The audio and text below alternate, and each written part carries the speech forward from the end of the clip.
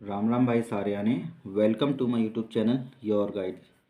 तो दोस्तों last class में हमने 5 तक डिविजिबिलिटी रूल को सीखा था। आज हम 6 का डिविजिबिलिटी रूल सीखते हैं, 6 का विभाजकता का नियम।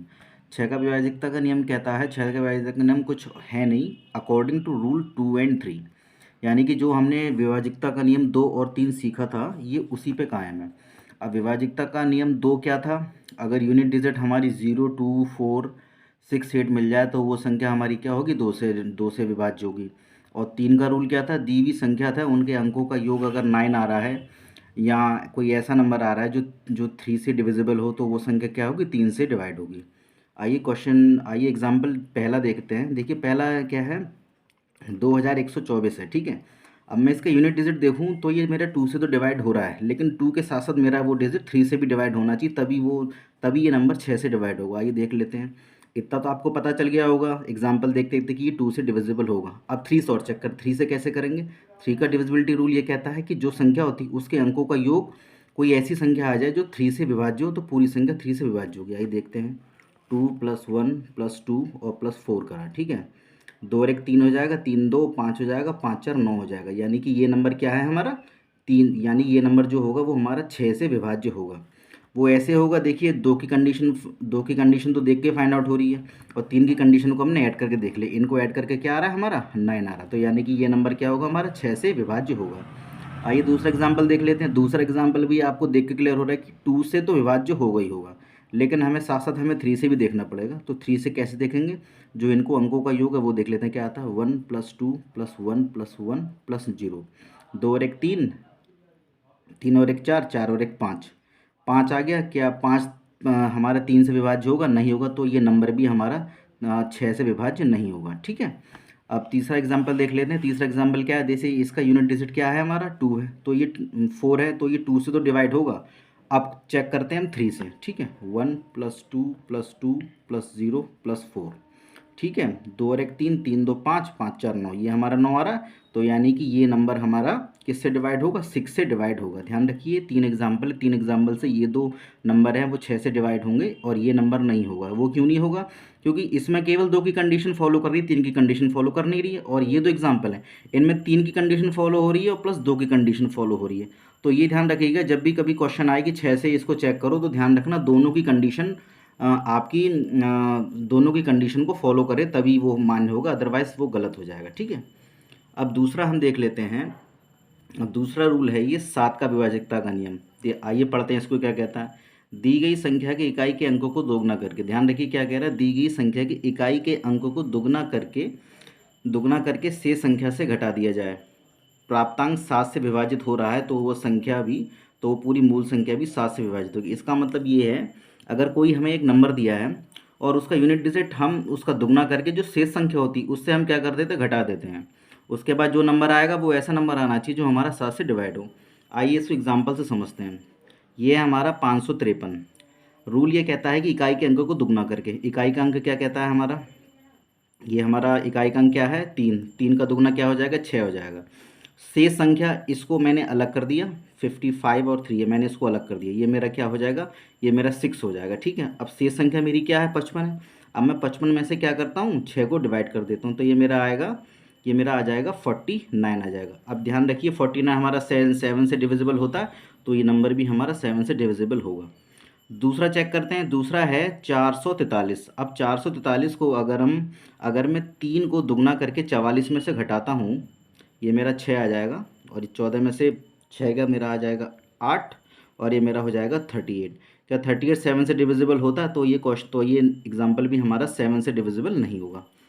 अब देखिए 3 का हम कर लेंगे, 4 का कर लेंगे, 2 का भी कर लेंगे, वो देख के हो जाएगा। अब कंडीशन आती है, अगर बड़ा नंबर आ जाए तब ऐसे क्या करेंगे, इन बड़े नंबर को एक काम करेंगे, इसको 3 में बांट लो और इसको 2 में बांट लो। अब क्या करना पड़ेगा, इसमें से इसको घट जाएगा, 297 और 7 से घटा दो, ये आ जाएगा 0, ये आ जाएगा 8 और ये 2 का 2 आ जाएगा। इसका मतलब क्या होगा, ये नंबर हमारा 7 से डिविजिबल होगा। ध्यान रखना ये कंडीशन तभी फॉलो होगी जब नंबर हमारा 5 डिजिट का हो, क्योंकि इसमें वो कंडीशन फॉलो नहीं होगी कि यूनिट डिजिट को दुगना करके शेष संख्या से घटा दें, ठीक है। तो जब भी कभी 5 डिजिट का क्वेश्चन आए तो आप एक ध्यान रखिए, लास्ट के 3 डिजिट का एक पेयर बनाइए और फर्स्ट के 2 डिजिट का एक पेयर बनाइए और आपस में उनको घटा लीजिए। जो नंबर आएगा अगर वो 7 से डिविजिबल है तो ये नंबर भी हमारा 7 से डिविजिबल होगा।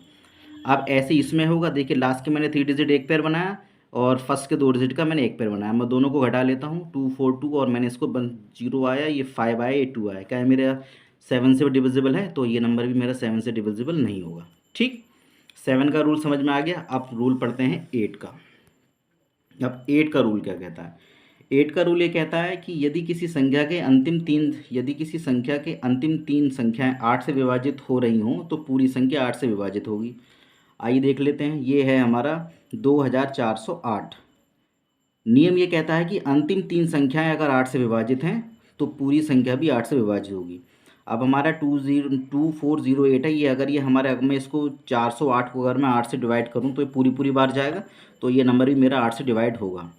अब जैसे ये है 17208। अब मैं 17208 को अगर मैं 208 को अगर मैं 4 से डिवाइड करूँगा तो ये नंबर भी मेरा पूरा, सॉरी 8 से अगर मैं डिवाइड करूँगा तो मेरा जाएगा या नहीं जाएगा, ये देखिए आप। ठीक है,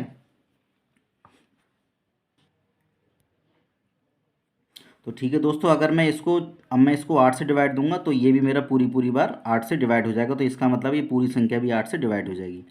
अब है ये मेरा 12542। अगर मैं 542 को अगर मैं 8 से डिवाइड दूंगा तो ये मेरा पूरी पूरी बार नहीं जाएगा, तो ये नंबर मेरा 8 से डिविजिबल नहीं होगा। ध्यान रखिए, कोई भी एक नंबर दिया होगा, अगर आपको उसके लास्ट के 3 डिजिट अगर उसके 8 से आपके पूरी पूरी बार विभाज्य हो रहे हैं तो ही वो संख्या 8 से पूरी पूरी बार डिवाइड जाएगी, अदरवाइज नहीं जाएगी। ठीक है, अब नेक्स्ट रूल पढ़ते हैं। नेक्स्ट रूल है हमारा 9 का विभाजकता का नियम। इसका रूल यही है, अकॉर्डिंग टू रूल 3 के रूल में हम क्या करते थे, अगर आपको XYZ कोई एक नंबर दे रखा था, उसमें हम क्या करते थे, उसके सारे अंकों को जोड़ दिया करते थे।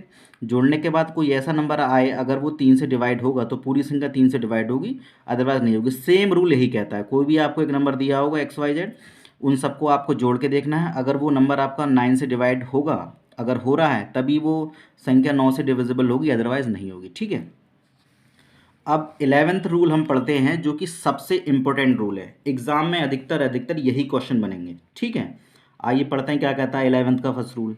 11th का रूल क्या कहता है, दी गई संख्या के सम और विषम स्थानों के अंकों का अंतर 0 आ जाए या 11 आ जाए, या ऐसा आ जाए जो 11 से गुणज हो या 11 से पूरी पूरी बार कट रहा हो, तो संख्या पूरी 11 से कटेगी।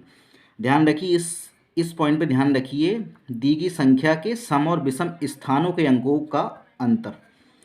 सम और विषम देखिए, ये विषम हो गया, ये सम, ये विषम हो गया, ये विषम हो गया, ये विषम हो गया। ठीक है, मतलब अल्टरनेट नंबर लेना है, एक छोड़ के एक लेना है। तो मैं पहले 1 ले लेता हूँ, +9 ले लेता हूँ, +7 ले लिया, +6 ले लिया। ध्यान रखिए, मैंने 1 के बाद 9 लिया है, 9 के बाद 7 लिया, 7 के बाद 6 लिया है। ठीक है, माइनस, ये मेरा माइनस यहाँ हो जाएगा, और माइनस फिर मैंने क्या लिया है, 2 लूँगा अब मैं, +8 लूँगा, और प्लस मैं क्या ले लूँगा, 2 ले लूँगा। अब मैं इसको जोड़ता हूँ, 9 और 1 10 हो जाएगा, 10 और 7 17 हो जाएगा, 17 और 6 कितना हो जाएगा, 17 और 6 ये मेरा हो जाएगा 23, माइनस का 8 टू 10 हो जाएगा, 10 टू कितना हो जाएगा, 12 हो जाएगा। ठीक है, अब 3 में से 2 गया, 1 आया, 2 में से 1 गया, 1 आया। अगर आपका घटाने के बाद 0 आए, या कोई एक ऐसा नंबर आए जो 11 से डिवाइड हो, या 11 ही आ जाए, तो ही ये नंबर आपका 11 से डिवाइड होगा, अदरवाइज नहीं होगा। ठीक, पहला एग्जाम्पल मैंने वेरीफाई कर दिया, अब मैं आपको दूसरा एग्जाम्पल करके दिखाता हूँ। जैसे ये है, अब मैं 2 लूँगा, जैसे मैं 2 लूँगा, फिर 4 लूँगा, फिर 6 लूँगा, फिर 9 लूँगा। ठीक है,